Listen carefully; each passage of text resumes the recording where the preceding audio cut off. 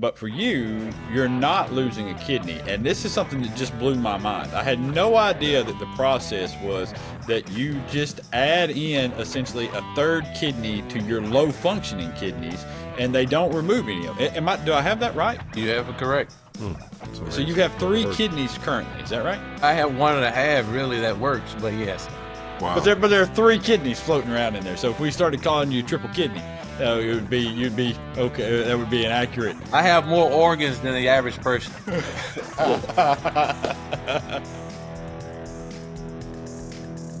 Ready, kiddos? Welcome in. It's another fantastic week. Your favorite political podcast. It's Alabama Politics This Week with Josh Moon and David Person.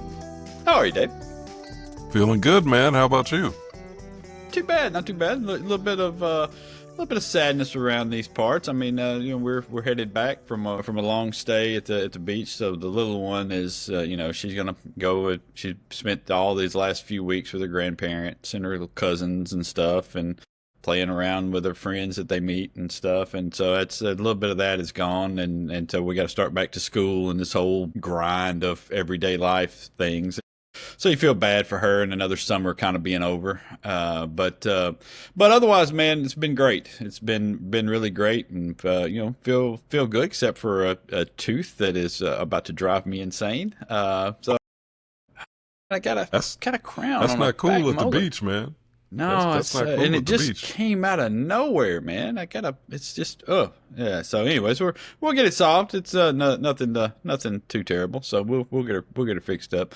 Before we roll in here, let me tell you about the fine folks at Wind Creek Entertainment that help us and sponsor this show. And matter of fact, talked to Stephanie Bryan the other day and told her about I've received a ton of emails and correspondence about her interview that she did on here, and Awesome. She has as well. She was telling me the same, and people seem to really enjoy that little talk with her. Did not realize a lot of the stuff that she talked about, the history, what had happened, where they come from, what they're about, really. And so, the more you get to know them, the more you like them. And I enjoy working with them because honestly, it kind of feels like a good thing that they're doing, that they, the way they treat their people and the way that they've gone about this stuff.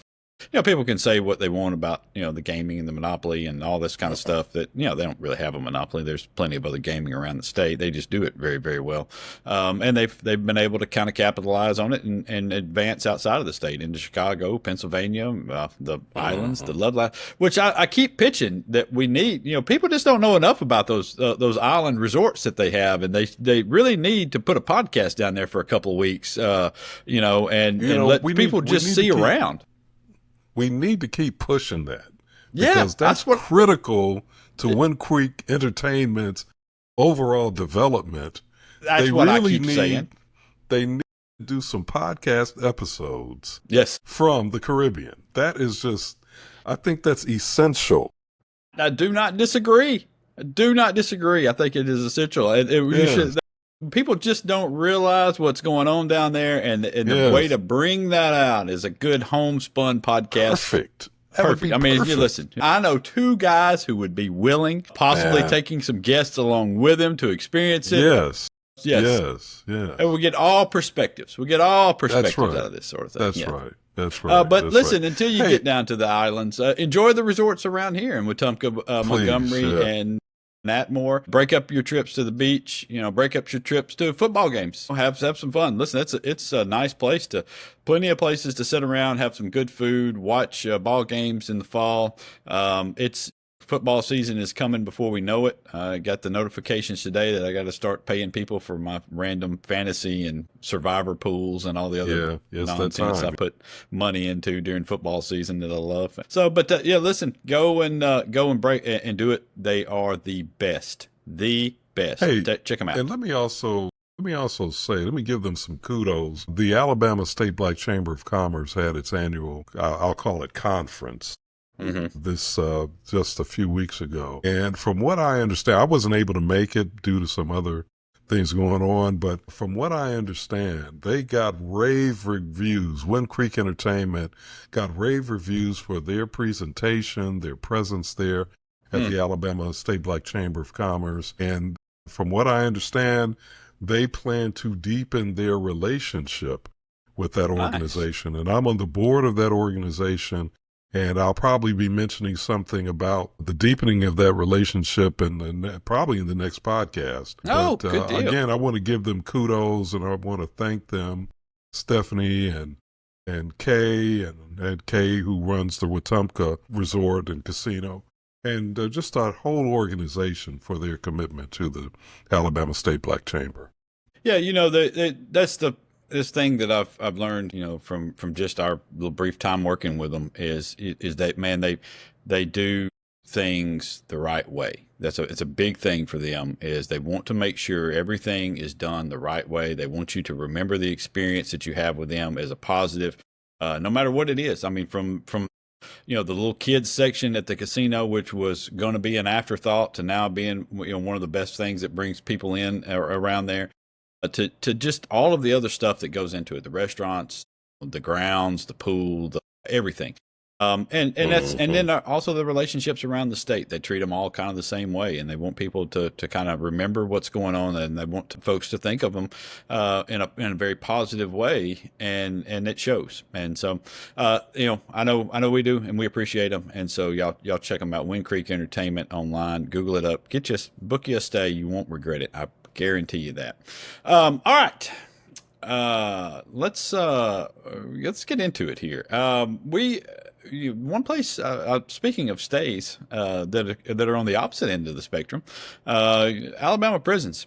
I listened to a chunk because I just can't listen to all of it.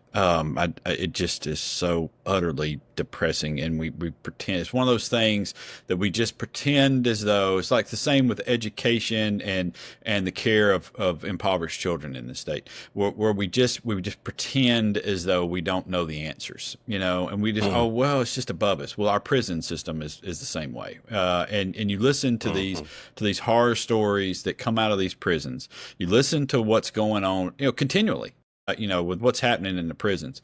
And you watch our lawmakers just, what are we going to do? And it's such a cop out.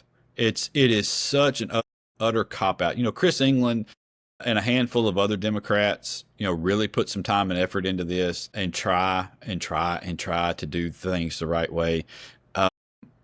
They get so little help from others, and I realize fully it's mostly because this is not an issue that voters care about. They don't that nobody's going to be punished because we mistreated the prisoners in prisons. I mean, nobody's going to lose an election because of that. They're just not. And so therefore it's not something that they care about. It's not something they care to fix. It's even when we're talking about wasting billions of dollars on these things, it's still not enough to motivate people to do the right thing. And what during that prison oversight, it's the Joint Prison Oversight Committee, and they come in and they hear every year, and they hear the horror stories from these parents, and then everybody leaves and nothing really changes. But during that, one of the people who spoke said, if we treated dogs this way, there would be outrage. And she was right, and so that's what gave me the idea for the column, which was I started off by saying, 300 dogs had died at a shelter due to neglect and abuse, and if that were the case, it would be a national story. There would be outrage everywhere. Yeah, people would be tripping over themselves to solve this problem. Yeah, and I think, and that's what I liked about the column that you wrote, and I would recommend that people read it, because I know when I first started reading it, and I think it was just dropped earlier this week. When I first started reading it, my thought was, man, this is a horrible shelter. And I kept wondering, why hasn't he named the shelter? Why hasn't he told us where the shelter is, what city it's in, and the name and all of this? And as you cleverly did, you led us down a path. And then you flipped the script on us and said, no, I'm not talking about dogs. Actually, I'm talking about people. And I think you're exactly right. The problem is in this state, and it's really not just this state. It's a national problem. Maybe it's a global problem. We human beings don't really look at the incarcerated as human beings. For some reason, we continue to buy into the fallacy that everybody who's in prison, first of all, is guilty, which is not true, first of all. But even if you wanted to say 99% of people were guilty, the fact is they're still human beings. And in particular, I'm going to point to my fellow church-going Christian people and say, what's wrong with you? I mean, Jesus makes it extremely clear that we are supposed to value the lives of the incarcerated, guilty or not. Why are we, and I'm talking now again to the church community, those who profess to be followers of Jesus Christ, why are we sitting by and watching the Alabama prison system here in this so-called Christian state with churches on every corner? Why are we sitting by watching while this system allows people to be abused through, whether it's through benign neglect or whether it's through, horrific criminal acts by fellow prisoners or staff people or by very atrocious policies? Why are we standing by and watching this? Our voices ought to be the loudest. Josh, there's something wrong. Oh, yeah. Yeah. I mean, it's, you listen to some of the testimony. There was somebody else who said that, a guard told them that, he'd put his 3 kids through college off of the illegal drug trade, that was going on in the prison. My God. And whether that was an exaggeration by the guard, or whether that was whatever, we know for a fact. All right. So this is the thing that always struck me. If you go back to the COVID years, during those COVID years, Alabama prisons were locked down. I mean, you could not even have an attorney visit. Okay. And so this went on for months and months and months. And yet the rate of overdoses within the prisons did not decline ever. So the drugs were still getting into the prisons. How? I mean, if only one visitors aren't coming in, That's right. There's only one way they're coming in. There's only one way contraband is coming in. And so that's right. And listen, I'm gonna say another thing to the defense of the guards and the people who work and the staff of the prisons. I'm not, of course, excusing illegal behavior by any stretch of the imagination. But if you want to clean that up, pay the guards more. Pay the guards more. I mean, this is something that we could have done a long time ago. Make it to where it is so lucrative to be a prison guard that there's no chance that they would ever risk an illegal activity and give up this job. I mean, some are still going to, of course, but still. Sure. And one other thing, too, to add to that, I agree 100%. Guards ought to be paid, at a level that is commensurate with the risk and the responsibility that they have. But something else needs to happen. And that is the whole idea of what incarceration means needs to be changed, the whole mindset about that. As you pointed out in your column, we have a very punitive approach to incarceration. It seems to be I think you used the word retribution. It seems to be very much about, being punitive and exacting retribution. The reality is it's in the best interest of everybody involved for prisons to be a much more humane place. That's not to say that people shouldn't be incarcerated. That's not to say that there shouldn't be rules and regulations. But the mindset about rehabilitation needs to change, and it needs to become a reality. And from what I understand, there are places, they're few and far between, but from what I understand, Josh, there are places where there's a much more humane approach taken to incarceration, and it reaps benefits, not just for the workers and even not just for the prisoners, but ultimately for society, because as we've talked about before on this podcast, eventually some of these folks are going to get out. Oh, yeah, 95% of them are going to get out. So when they get out, isn't it in society's best interest that they come out more humane, more rehabilitated than when they went in? Of course. Yes, of course it is. Of course it is. But we're doing the opposite. We are taking relatively small time criminals, folks that have a drug issue, that have done the X, Y, or Z, robbed or whatever for their drug issue to feed that, or got caught with distribution, or now have a pre-rolled hemp product that's going to send them to prison for a felony. But and we've put them in, and we've introduced them into this culture of violence and abuse and things. And even if they don't come out more hardened and into a life of crime, they come out considerably more broken with a variety. I mean, how could you not? You come out with a variety of mental issues, the things that you're going to have to overcome, and things that lead to other bad stuff out in the world. When it doesn't have to be that way. As a matter of fact, it seems as though by naming it the Department of Corrections, that we had the intent to correct the behavior and to also turn these folks into productive citizens, and we're not doing that. And and that's the other thing that kills me about this is there's this mindset that they don't want to be this way. They don't want to learn. They want to just be criminals. It's just a bunch of animals in there. Get the letters from these folks. That's not who the majority of these people are. They want to redeem themselves. They want to pay for their crimes, and the majority of, that's the other thing, the majority of them know they did wrong. They feel bad for having done wrong, and they want an opportunity to correct it. And instead, they're being put in a place which forces them oftentimes to be someone who they're not really. And instead of them being lifted up and protected and all that, they're used as pawns. They're used for extortion money from their families. It's just a horrible situation. And it's one that we know about. We know that this has taken place, and we've done nothing to, I mean, just think about what we do.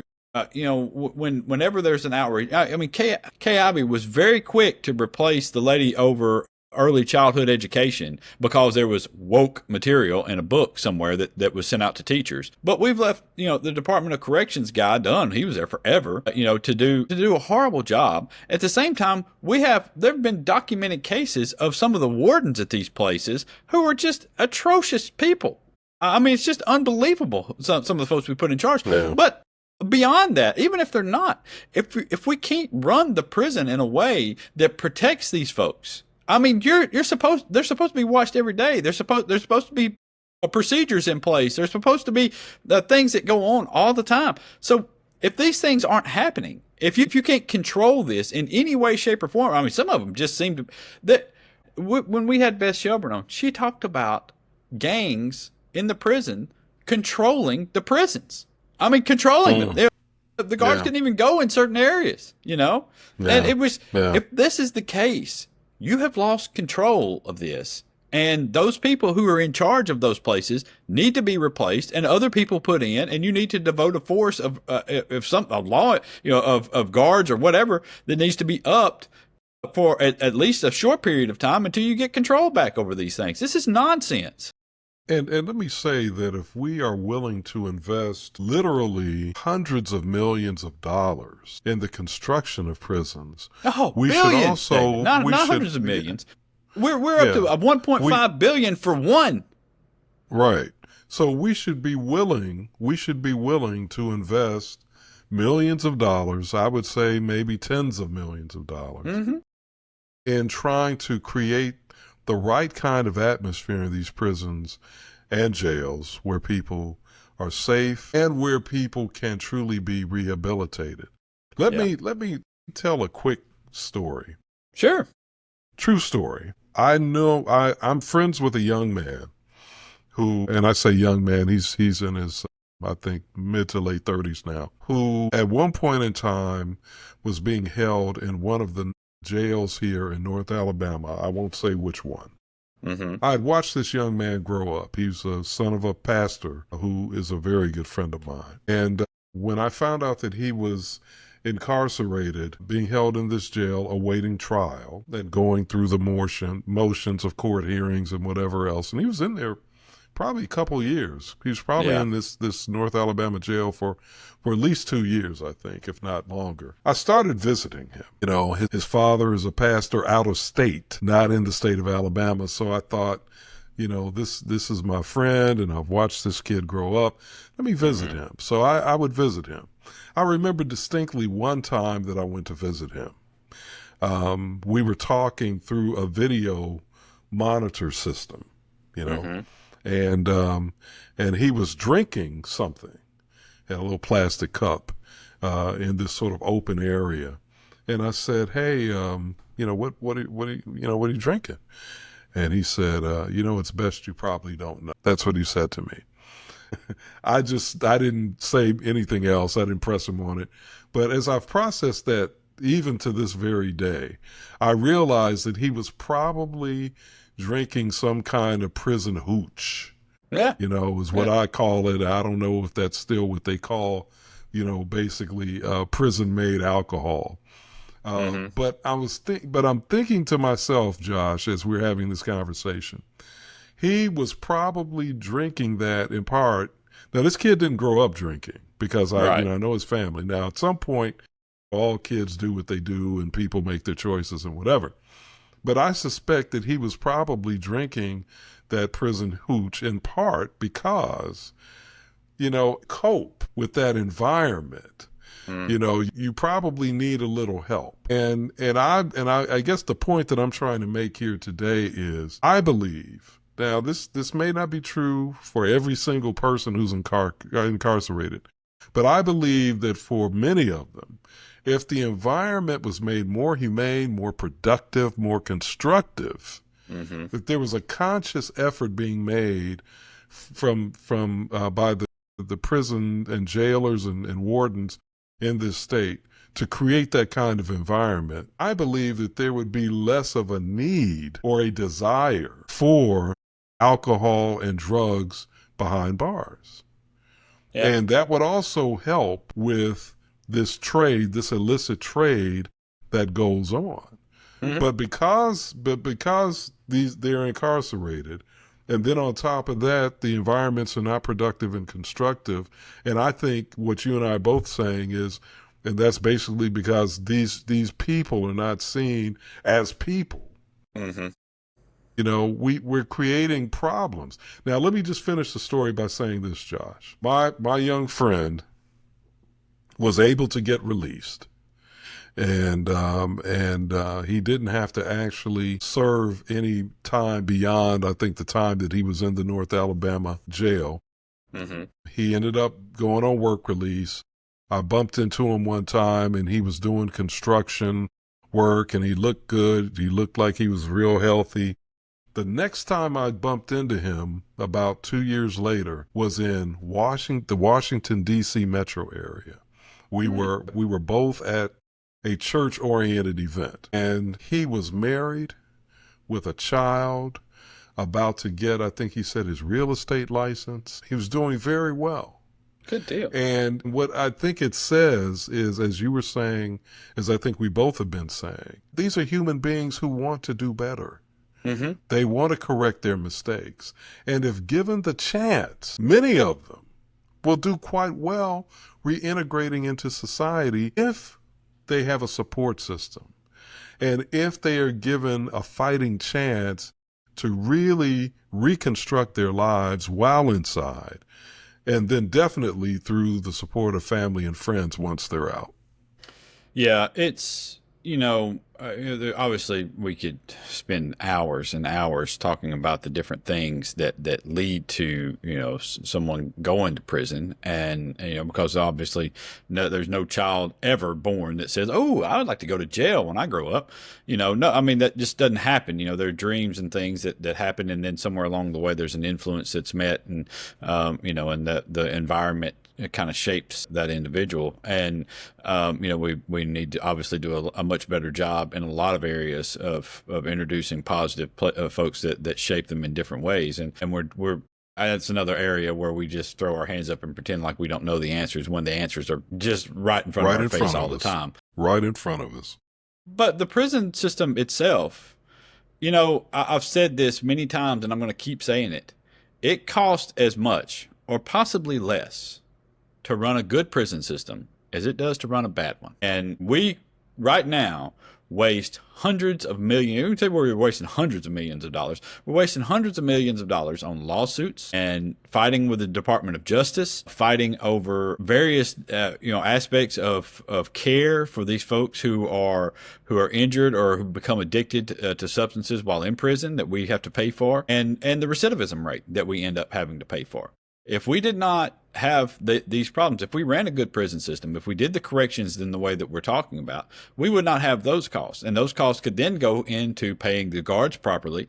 And would be a deterrent towards all sorts of things. And, we could run a prison that respected the human beings. There's no reason why we cannot respect the human beings who are in there while correcting the behavior that led them to be incarcerated and lose their rights, and while producing a productive citizen on the backside of this. Okay, there's just no reason why we can't do it. We could do it, and it would not cost us more money to do so. All right, it would cost us less, and we would have the benefit of knowing that we've treated folks humanely and we've given people an actual fighting chance to do better in the world. Some people are not going to take it, and I understand there's a small percentage of those folks that just are not going to do it. All right, I get it. This is not a Pollyannish sort of speech here, but the overwhelming majority of folks would take advantage of this. They would take advantage of it, and they would do things the right way. And it just bugs me to no end that we continue to act as though we have no idea what's kind of going on here and or how to solve it. All right, let's get out of here. Got a good treat for you, and I think when you see it, David and I will both be wearing different clothes. But it's not me. I'm wearing the same thing. Yeah, man. See, I didn't. I forgot, and so. Yeah, I think we swapped up last time. I wore the same thing and you didn't, and then I didn't. Yeah. So now you got me back. I appreciate that. You didn't send me the memo about wearing the same thing. All right, but we do have House Minority Leader Anthony Daniels, fresh off with a new kidney, and I learned something in the interview that had no idea about in terms Both of how us. that. Neither one of us knew. Yeah, I've told 100 people this since we did this interview. We had to record it out of order because of Anthony's schedule and things and the recovery stuff. But I've told 100 people since yesterday, since we did this interview about this, and nobody knew. I mean, everybody's like, "What? No way!" Yeah, that's just the most. It's a shocker. Yeah, it really is. All right. So we'll come back. We'll get to Anthony Daniels in. We'll talk to him about what's going on with him and his wife and how things are and what the outlook is. All right. We'll be back in a minute. Alabama Politics This Week, brought to you by Wind Creek Entertainment.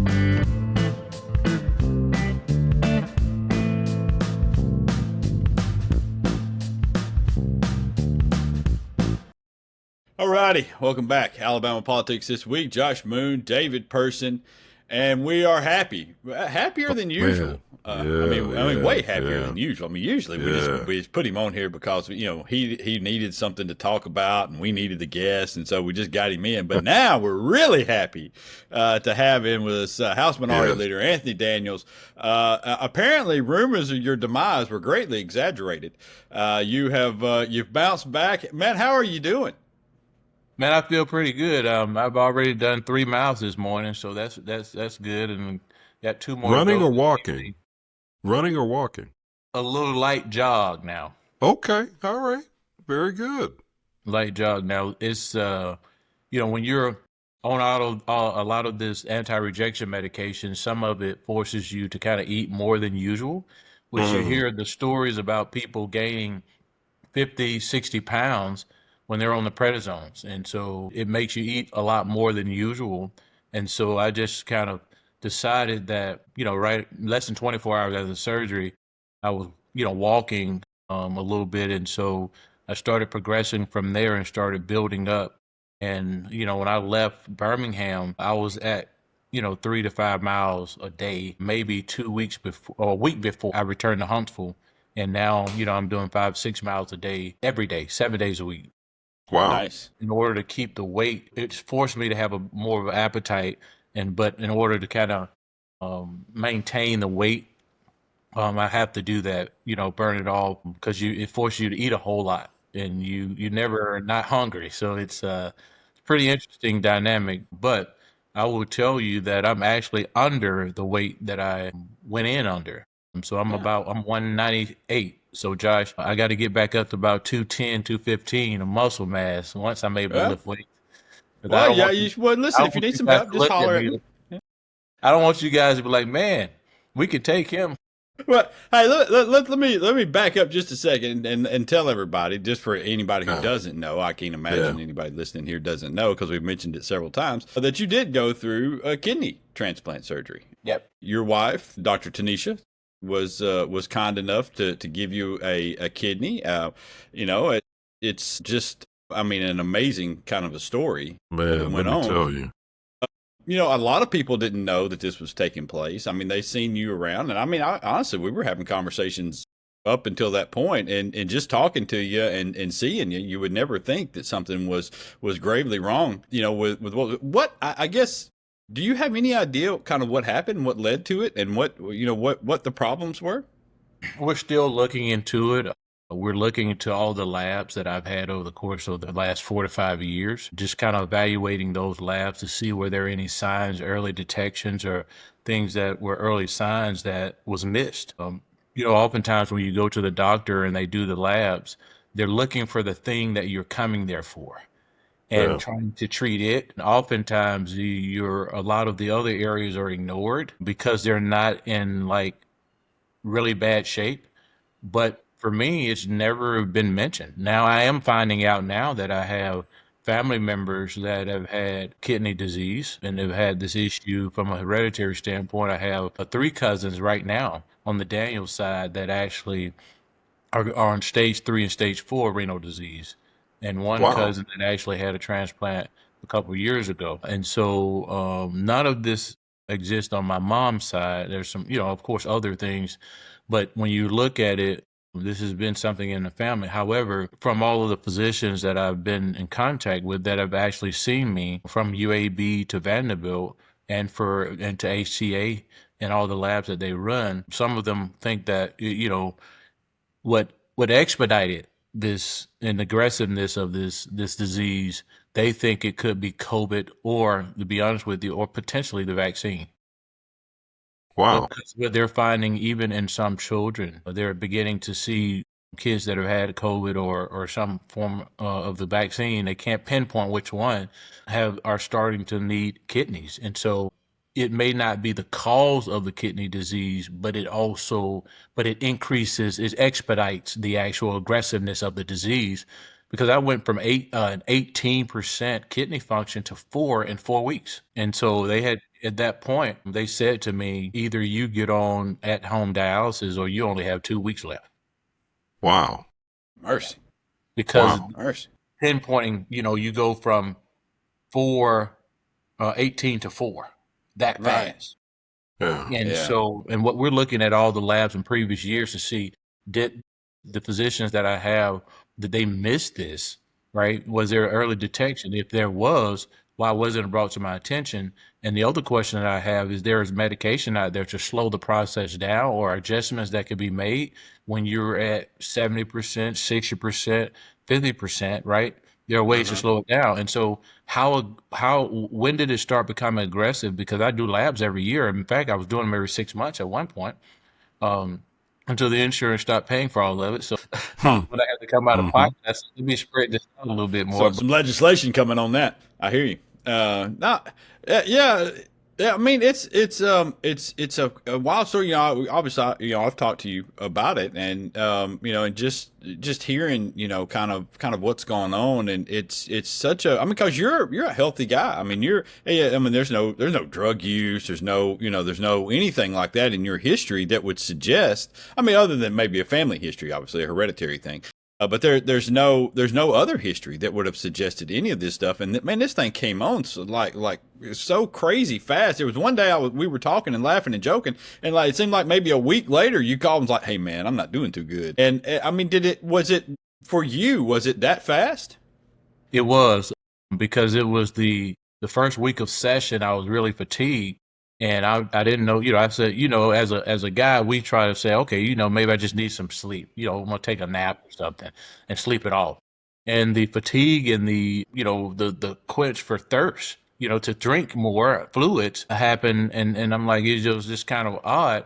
And so some of my colleagues in the house said, you need to really think about going across the street. And I said, well, let me just sleep it off and see what happens. I won't, after the State of the Union, I said, guys, I'm not going to be able to go out to hang out at all. I'm going to go in and take a nap.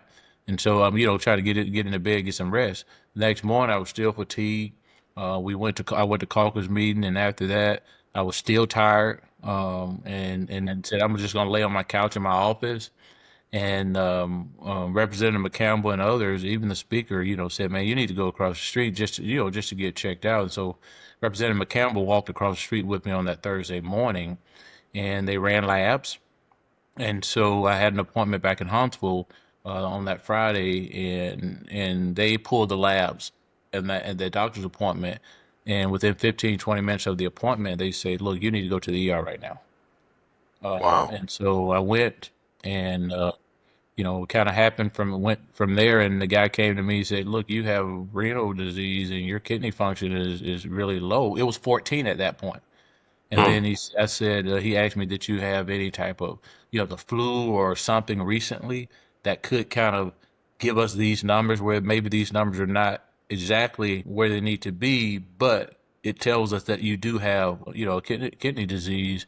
And I said, "No, I've never been recommended to go to a kidney doctor. I go to the doctor a lot. I go to checkups at least twice a year, do blood work. And I've never necessarily been told that I need to go see a kidney doctor from my primary care physicians." And so it just kind of went from there. And then I said, they wanted to put a port in on that next week. I said, "No, I'm not going to do that. I'm going to get a second opinion." So I went to UAB, and they told me, "Yeah, you have renal disease, but you don't need dialysis or a port right now because it's not at the level that you need it. And so let's try to check your labs this week. Let's do 2 labs this week to see kind of we'll give you some of this medication. Maybe that'll be helpful and raise your kidney function a little bit." And so my kidney function did go to 18, and that was kind of the max.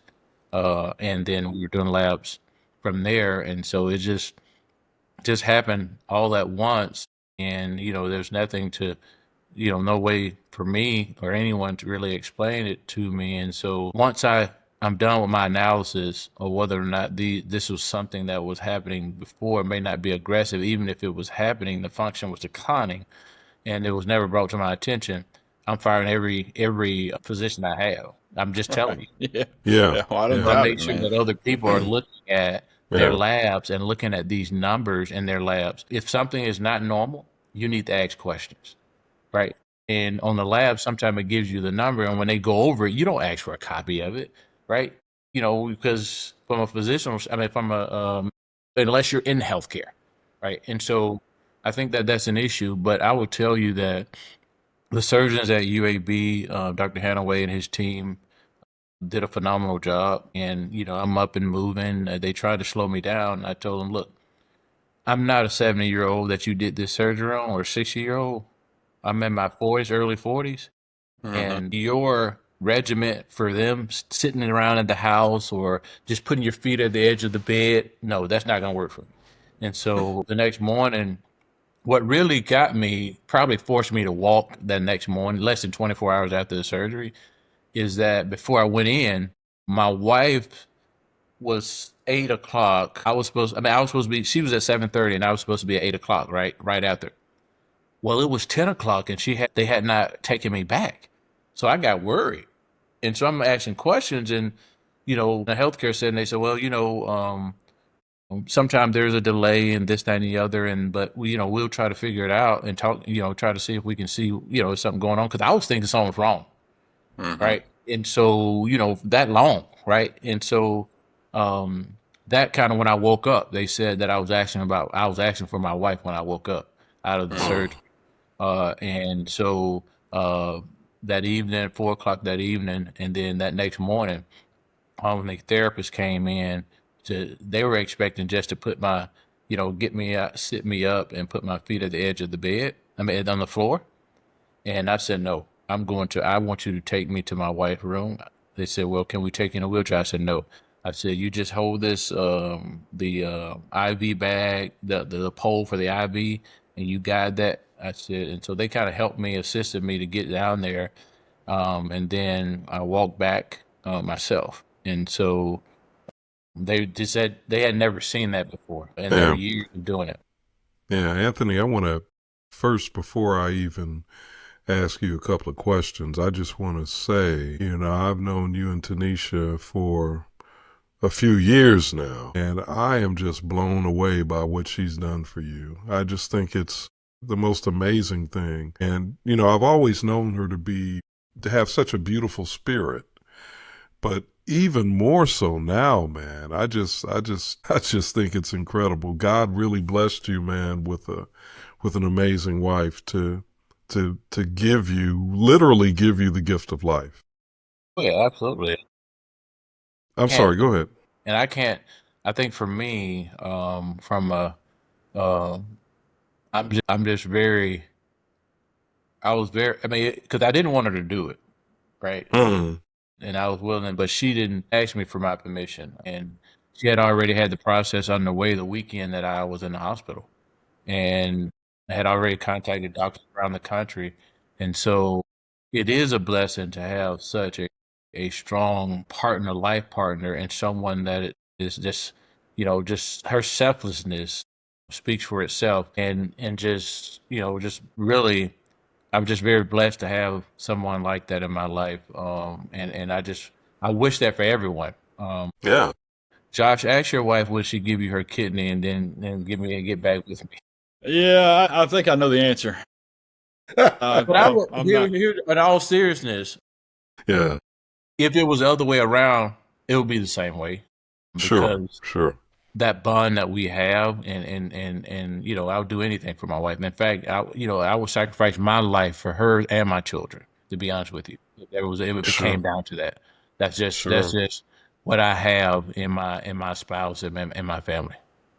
So let me shift this just a little bit for a second here. You have been through something obviously that was very demanding, and yet you're still the House Minority Leader for the Democrats here in the Alabama legislature. What has happened during the time that you've been dealing with this?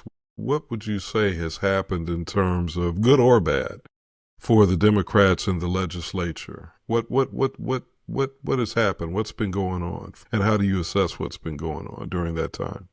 Well, I would say that, I was still calling plays from my bed. So it wasn't I wasn't all Burke. I can tell you that. So you're like Hugh Freeze at Liberty, huh? You were calling plays I wasn't from playing golf, but I the bed. was I wasn't playing golf. Okay. But we have such strong people. Representative Barbara Drummond, she took the ship and she guided it the way it needed to be. And so, Representative Lawrence and Representative Brace and others that are in leadership, Representative Moore and others, all of them stepped up. All of our members stepped up. They stepped up, and I gave them kind of counsel on certain things. Here's what I would do in this situation, especially in those situations that were very difficult. And some positions are probably not going to be the most popular decisions, but this decision will get you the desired outcome that you need going into the electoral season. And so right now you have to think about governing and pushing back on things that's not right, but you also have to think about your colleagues and what it will do for them or to them, being that we don't have the infrastructure that people that are in blue states have, from a support standpoint, from an infrastructure standpoint, party infrastructure standpoint. And so, but at the end of the day, we want these members back. And in order to get them back, there are certain things that has to happen now. And I think that they did a tremendous job. I couldn't have asked for anything more. And what I kind of told them is, look, guys, whether I'm in this place or not, you guys have shown me you're going to be you're going to be okay, whether I'm in politics or not. And I just want you to see that. And I said, I know that you guys are, you may think highly of me or what have you, but you guys have the capabilities to really take this thing to the next level. The infrastructure has been set for you. Mm-hmm. And an example of that was shown during this time and this year and last year when I was running for Congress, that they're able to operate and function in a very effective way without necessarily being around a leader. You don't necessarily need a leader at the top if the infrastructure is in place, and and so I think this taught them a lot too, and it certainly made me proud of the work that they did. during the session, but more importantly, that they checked on me daily. But there's Representative McCampbell who opened his home for my family in Birmingham. He and his daughter opened their home for my family to be able to be there while I was in the hospital and while I was recovering at another location, and so that my family could be around. Or whether it's Representative Drummond and Representative Adeline Clark, who drove from Mobile to see me even while they're on the campaign trail for the mayoral race in Mobile.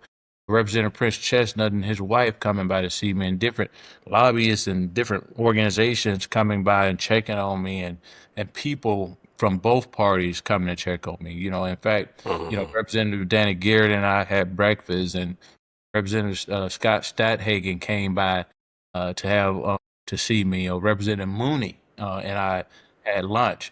And so what you saw during this period, you're so busy trying to give and give and give and help people, and to where you never think about, you always say, I don't need anything, I don't need this, and that's just the way I am, the way I'm built.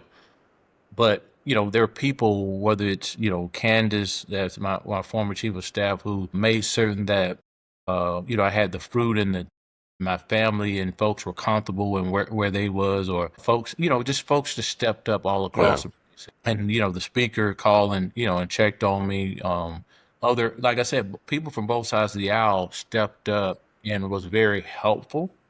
And and people in the city, in this community, and throughout the state, right? And so you had people here in Madison County, I just can't say enough about, where my kids didn't lack for a meal. My mother-in-law didn't lack for support. My wife didn't lack for help and assistance. And so for me, it showed where people said to me, look, let us do something for you. You've done so much for us. We want to do something for you. And we want you to accept it, right? And not just say, hey, I don't need anything, because we know that's what you're going to say. And so, and people are still doing things, whether it's, like I said, and it wasn't necessarily a partisan thing, right? But it's just something that really show you that despite what you see from a political standpoint, all the vitriol and all the fighting and that, people really do care about people still. And that good news also is good. You don't always have to be bad news for clicks, but good news too, also sells. And I hope that it will check, because you find that most of the majority of African Americans are the ones that really have kidney disease. And what you'll find is African Americans a lot of times have this fear of being able to donate an organ or be on the donor list. And so I think for me, part of my responsibility moving forward is going to be to help educate them, because I can see where there's where people have some questions or concerns, right, about, because of the history of studies and other things, So you see that. But I think that we got to get past those things and figure out, how we help our people. How do we help people, right? And how do we? Let me just ask you one other quick political question. Well, it's sort of political, and then not entirely. But I believe I heard over the past week or two, I think it was, that Governor Ivey appointed you to, was it the hospital board? No, the veteran organization. So there's a new, there was legislation passed to create this new veteran organization to support veterans in Alabama. Okay. Yeah. And so there was a lot of controversy around that particular issue. And so I was appointed to in North Alabama, from North Alabama, to support that, to be a part of that board. Great. So that's good. And thank you for correcting me and clarifying that for me, because I just caught a snippet, I think, of the story. I didn't hear the full story. I think you probably thought that because Tracy Doty, the president of Huntsville Hospital, is also on this board. And so I think that kind of, other people said the same thing. So you're not the only one. Not the only one. Okay. So I wanted to ask you about that appointment. First of all, I was surprised. I don't often hear about Republican governors appointing high-ranking Democrats in their state to important boards like this. So I wanted to ask you about why you think the governor made that decision, and then how does it affect you moving forward? Well, I think that here's what I would say to anyone out there, and I try not to be just someone. I'm just a truth teller, right? Kay Ivey, despite her being a Republican to Democrats, meaning that the enemy, that's in their mind, that's what their thoughts are. In reality, we've been able to get a lot done, even from a Democratic standpoint, through Governor Ivey and working with Governor Ivey. And so I think that some people need to kind of get to the point to where they realize that because individuals are in different parties doesn't necessarily mean that they don't have a heart for the same people that you represent. And I think that Kay Ivey has demonstrated over and over again that her willingness to work with us. Now, we disagree on a lot of things, but for the most part, from a policy standpoint, the governor has been very supportive of efforts that we've wanted to push from a Democratic standpoint, from a leadership standpoint. And the same thing with the Speaker of the House. The Speaker, we have leadership meetings, and the Speaker kind of asks me for my opinion on certain things. You know, where are we on this issue or that issue? And there are other folks in there, the majority leaders in there, budget chairman, everybody. And so I think that for the most part, Alabama, despite some of the pieces of legislation that we're obviously against, there have been a lot of wins. I can assure you that even states that are closer politically have not been able to get more for their constituents than the Democrats in Alabama. I'll bet you $100 to your $1. You've seen it Okay. a little bit in Tennessee, and I think we've talked about it a little bit. You know, where the folks in Tennessee are fighting constantly back and forth, and you don't really have that same kind of vitriol that's present. Listen, I'm not excusing some of the things that Republicans do, certainly, and we all have our problems with some of the nonsense that goes on. But you know, at the same time, it does seem as though y'all have been able to kind of work out some sort, even in a super minority position, y'all been able to work out some cohesiveness, some ability to at least sit down at the table and have discussions about things. But the last thing I wanted to ask you, because I know, you know, you've probably got to get to your walking or light jogging out there, you know, so you can get your 85 miles in for the day. But it occurs to me through all this talk, we've talked about your wife, we've talked about everything, but we've not actually asked the one simple question: how is she? How's she doing? Listen, she's doing great. She's resting a lot more, trying to take care of herself. It is a hard thing for the donor, harder for the donor than the actual recipient, because you're actually taking something from a person, and their body have to make the adjustment to functioning with one kidney. But she's improving day by day, week by week. She's a very strong woman and someone that can take a lot more pain than I can. Withstand a lot more pain. It's pretty low bar, though. Pretty low bar. But when you're a female is donating an organ, especially kidney, if they've had a C-section, oftentimes they go through the scar tissue of the C-section. So it's like having a child. And so not necessarily given birth, but actually the scar tissue. And so the recovery is a lot tougher for the actual donor, especially if they've had, C-section and they go through that existing scar tissue. And so sometimes the recovery is delayed slightly more than the average person that did not have that. And so I think for her, that's the case. But man, she's strong. She was out walking Sunday here, and so walking outside Sunday. And so I try to get her to walk with me sometimes, but she said I'm walking too long. And her pain is still exists a little bit. So, but she's doing good. She's just taking it day by day and improving every day. Yeah, you said something real quick before we let you go. You said something that I was completely unaware of, and you're in talking about, you know, kind of the procedure, and that is that for her, she's losing a kidney essentially, but for you, you're not losing a kidney, and this is something that just blew my mind. I had no idea that the process was that you just add in essentially a third kidney to your low functioning kidneys, and they don't remove any of it. Do I have that right? You have it correct. That's amazing. So you have Never three heard that. kidneys currently, is that right? I have 1.5 really that works, but yes.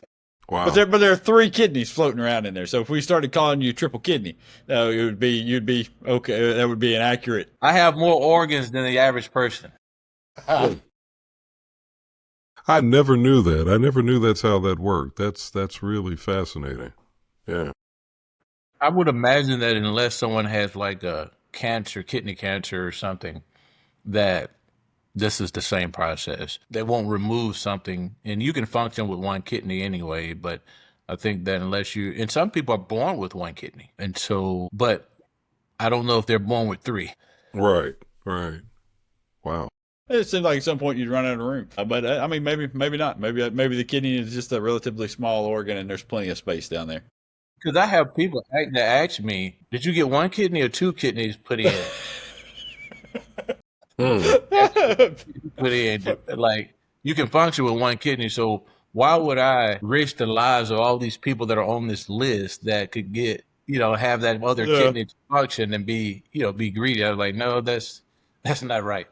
I also like the terminology of put in, like you're putting in a swimming pool. Did you get two kidneys put in, or just the one swimming pool? I'm serious. There must be a black market out there, something going on. Well, hey man, listen, we're so happy that you're doing well. We really are. Yeah, man. I would look forward to you getting back in. I know you haven't been completely out of the swing of things at any point, but still getting back in there full time, and especially during the election season coming up. But more than anything, just happy that you and your wife are both doing well, and that you're still around, and I can still call and harass you and give you a hell of a hard time. You're still gonna be there to give it back to me. So it does mean a lot, and thank you for coming on and talking about it. And I hope this helps a whole lot of people, and really appreciate what you're doing. Yeah, no man. problem, man. Appreciate y'all for. And give Teneshia our regards, man. Okay. I will, man. Yeah, Appreciate man. y'all. Right. Yes, sir. All right. All right, that is House Minority Leader Anthony Daniels. Is a good dude, and we're happy that things are going along as well as they are. All right, we're going to slide out. We'll come back and wrap this thing up in a minute. It's Alabama Politics This Week. We'll be right back.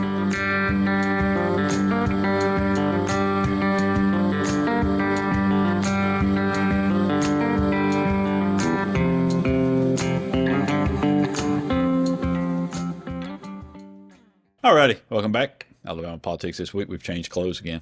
Or I have. I'm sorry. I've changed clothes again. So that's nice. Our appreciation to Anthony Daniels for coming on and give us an update. Really happy. Really happy he's doing so well. It's missed talking to him over the last few weeks and stuff as he's gone through everything, and just kind of tried to give him as much space as I can. I know folks kind of get tired. To me, maybe it's just me. Maybe I'm projecting my own feelings on this, but to me, it's always whenever you get a little sick or whatever, I get tired of those. Is there anything we can do? Is there anything we can do? Is there can I come and just leave me alone? Just leave me alone. Yeah, let me rest. Let me rest. Let me rest. Yeah, Let me do my thing. Let me work with the doctors. Let me get this thing done. And so we did that, and so I'm looking forward to him getting back into stuff and us getting back into our talks man, about things. I just gotta say one more time, kudos to Dr. Teneshia Daniels. Yeah. Man, that just, when I learned that she was going to give him her kidney, his wife, that just touched me, man. Teneshia and I are friends and all that, but I feel a whole nother level of just respect and appreciation for her, man. That's it's great. Just powerful. It really is. They're a special little couple, and we really appreciate them and what they do, and how they care about people, and I really like it for the kids, and I know his daughter and son are so happy about things. They were worried to death, and so it's really nice. His son and my daughter are the same age, and so it's okay. And so they are they know at that age, but they don't really know. They just know to be scared. So Yeah. I know his son was really feeling it, and his daughter was kind of taking care of him, and so it's nice. The whole thing is nice. I'm glad it's working out. Hope everything continues on this pathway. They're doing Yes. really really well, way ahead of schedule, and maybe they'll stay that way. Of course, not a surprise. Anthony, not a surprise that he's Yeah. trying to overachieve with things. So. That's funny. That's just the word I was thinking. I was Yeah. just thinking that very. His thanks to him, thanks to the folks at Wind Creek, folks at SPLC, and we really appreciate everybody listening and continuing to keep this thing rolling along, and it's still continues to do well. To our surprise, we thought this thing would bomb and we'd be out in a couple weeks, but here we are. I never Here we thought are. that. No, I I'm never sorry, maybe that thought was just me. All right. Before we get to the right wing, really quick. All right. We've been reporting on a little thing. So it started out with this Ponzi scheme, right? This Ponzi scheme over in Georgia that ensnared a few Alabama politicians, and among them was Andrew Sorrell, who was our state auditor running for Secretary of State. Secretary of State, pretty important job. I don't know if y'all know this or Very. not, but yeah, pretty important. It handles a lot of different things. Well, so as we were going through, or I was going through some of the paperwork and things related to the Ponzi scheme and to the folks who were in it, trying to see who all got donations from the Ponzi scheme or the guy running the Ponzi scheme, the three named individual over in Georgia. I started noticing some things that were just a little strange. First of all, I noticed, and to his credit, he did not hide this, that Andrew Sorrell, our state auditor, while in office, was working as the campaign consultant for a guy running for the state school board named Alan Long. So I thought that's a little odd, just a little strange. And so then, Wait. Can you just let's pause there for a minute. The Sure. Secretary of State. no, the state auditor at the time. State auditor at the time. No. I'm sorry. That's right. Never mind. Go ahead. You're right. Yeah. Go So the ahead. state auditor at the time was handling the campaign basically for a person running for the state school board. Now he says this guy is a long time friend. I've known him 15, 16 years. I was just going to help him out. It was an unpaid, thing. He wasn't paying me. I was just doing it, to help him out. So this was the story. I read it in 1819, and now I'm not saying 1819 said this. Okay, just want to be clear. They quoted Andrew Sorrell saying this. Now they didn't follow up to check, and honestly, I was not necessarily following up to check that story either. I just happened to go through because I wanted to see who Long had been paid by and who he paid out of his campaign, which you can see all this stuff relatively simply.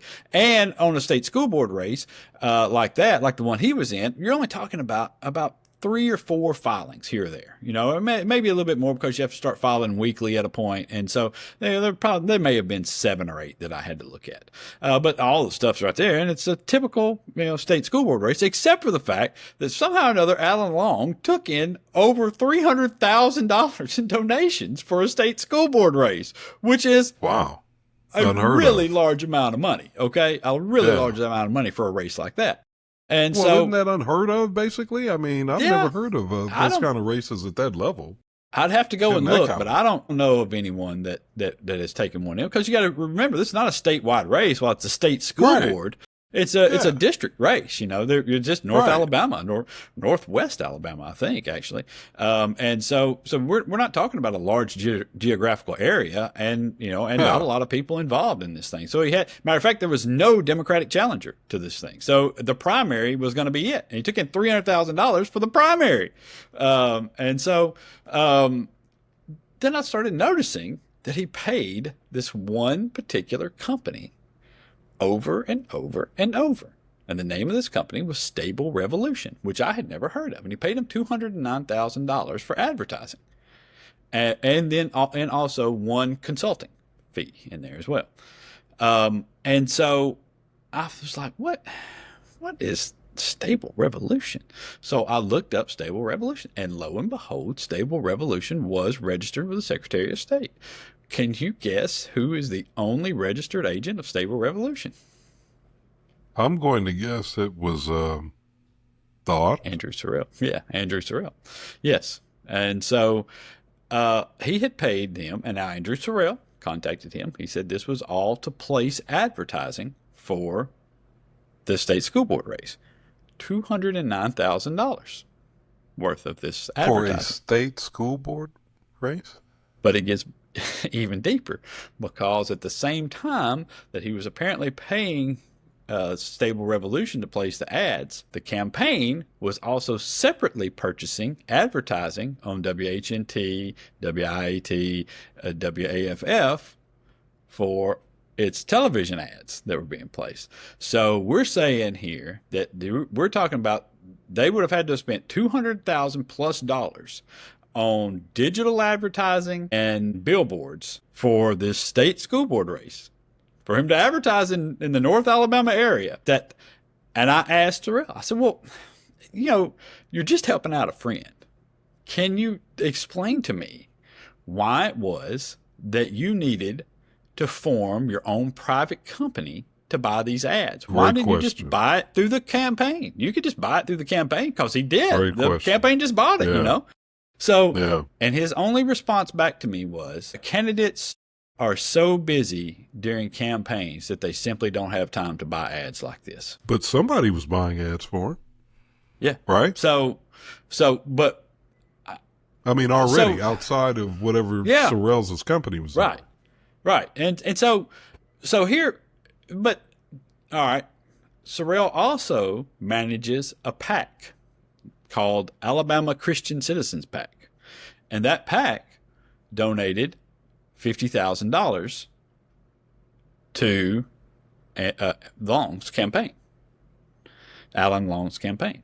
So we have here somebody who took donations from somebody into his PAC, took the PAC, donated to a candidate who had hired him as a consultant, and then that candidate spent $200,000 with his private company. I don't know. I've run this past a lot of people. Nobody can really tell me if this is legal, illegal, what's going on. And rightfully so. I think you would have to look at a lot of the receipts on things. But as I told somebody who is a state official, look, if it's not illegal, it should be. It should be illegal to take your PAC money, give it to somebody who's hired you, a separate private company that you've worked for, and then they spend that money with your company. That should be an illegal thing to do. It just should. I mean, again, I'm not saying that Andrew Sorrell had any nefarious motives or did anything improper here. Okay, I'm not. But he could have. He could have. This would have been a way to subvert the laws and to turn the donated money into private funds. Yeah. And I mean, at the very least, we know what we're looking at here is a shell game of some kind. Yes. So the question is, what was the purpose, and was there documentation that supports his contention that it was all spent on advertising? Yeah, that's right. But again, I think it goes back to a fundamental question that you asked, which is, if all you were doing was purchasing advertising, why did you have to form a separate corporate entity? Mm-hmm. Why couldn't you have just done it through the campaign if the campaign was already spending money itself advertising? Why couldn't that have just all of it been done through the campaign? Yeah, and it was obviously done for that. And I'll tell you how you know that is the company was registered with the Secretary of State on the same day that it received its first payment from the Long campaign. So, and as far as I could tell, looking through there, Stable Revolution has not received any other payment from any other candidates around. So it's not like it's this well-known entity for placing ads or doing anything else. But, listen, that's, as I told somebody else, I think this is now, we've done about all we can in terms of public records looking and things and reporting on it. It's now up to either the folks at the state or folks with the windbreakers that come in and take all your stuff and leave with it to determine what went on here, if anything. Again, this may be something innocent out of this. It looks shady, but it could be something that is ultimately innocent out of this, and they've done it to mask something else, and it's something that we don't see. Now, I'll say this as well, in my defense. I sent Andrew Sorrell a couple of emails, and I was very straightforward with him.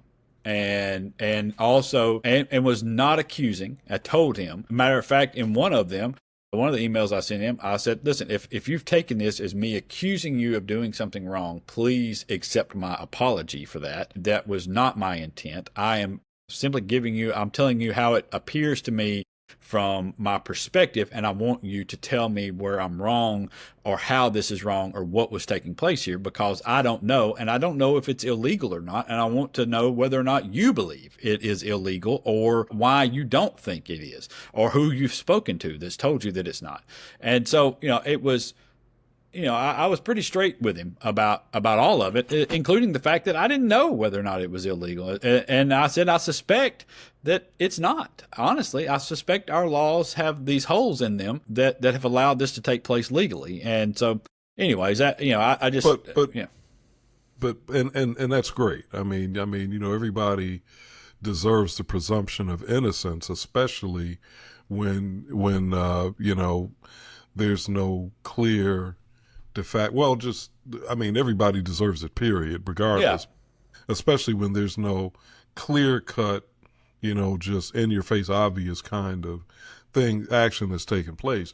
But I guess what I question is there's clearly a shell game here, and you gotta ask yourself why the shuffling around of money. Yeah. And then I also have to wonder, now it may not be a legal question, but in my mind, it's at very least perhaps an ethical question. Mm-hmm. Should the state auditor be profiting in that way if that is what happened? If that is what happened. And we don't know, like you said. Well, now if that is what happened. He did tell me that he received a win bonus from Long for him winning the race, and also listed in there is a payment that is checked off for consulting. So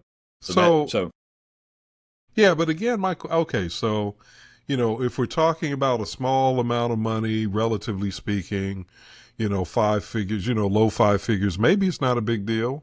Maybe it's not even an ethical concern. But I still would say I think it should be investigated. Yes. And I would say I think questions need to be answered. And I think one of the questions that we should be asking ourselves as well as him, is it ethical for a person holding the position of state auditor to be profiting from somebody else's campaign? And then that person is running for Secretary of State, which would put him over the elections if elected. Yeah. Yeah. And again, over these campaign finance filings, Yeah. You kind of wonder about what are the implications there. He also left all this off of his statement of economic interest, which was a no as well. Well, that's curious. And he also managed to omit. So when I called him on that, I said, you left this off, and he said he's going to amend it and it should be updated soon. And then he amended this statement of economic interest, and that statement of economic interest also then included 3 other businesses that he had omitted. So he had, of the 6 businesses, he had forgotten 4 that he owns. But well, okay. Go ahead. I know we need to go, but I got to ask you another question here. Sure. So I'm always concerned about people who are holding public office and using their positions to profit personally in ways that they would not be able to profit were they not holding that position. Mm-hmm. What's the nature of these businesses? And is it that he's able to, is there some connection between these businesses and his current position? No, I'd have to look back to be specific. I believe one was a realty company, and another it was not a consulting company, but he runs a couple of businesses in that area up there in North Alabama. I believe it was a bookstore. I know that one of the things he's run for years is a bookstore that sells books to college kids, and he also owns basically, and does some other things in terms of, I think, lending and that sort of deal. It sounds like those probably don't have any. I mean, and like I Connection said, at all to what I he's need to doing. investigate a little further, but no, I don't necessarily think that's the problem here. I just, Okay. I think what the bigger problem that most people would have is that you have a guy running to be in charge of campaign filings who has so totally screwed up his, you know, and made some mistakes, and so I think that's a problem for him going forward. But I don't know. I just it's tough to like I said, you don't want to put something on somebody, but at the same time, man, it sure is weird. Having looked at a lot of things, I've never heard of a person in a statewide position serving as a consultant, basically for another campaign. Yep. Maybe it's happened. I don't know. And as a matter of fact, I even asked him, look, I've never heard of this. That's why I found it weird. Do you know of other examples? I've just never heard of it. And so I just think, there's definitely more explaining that needs to be done and more questions that need to be asked about this. And I think some people are going to ask him. So we'll see. Good.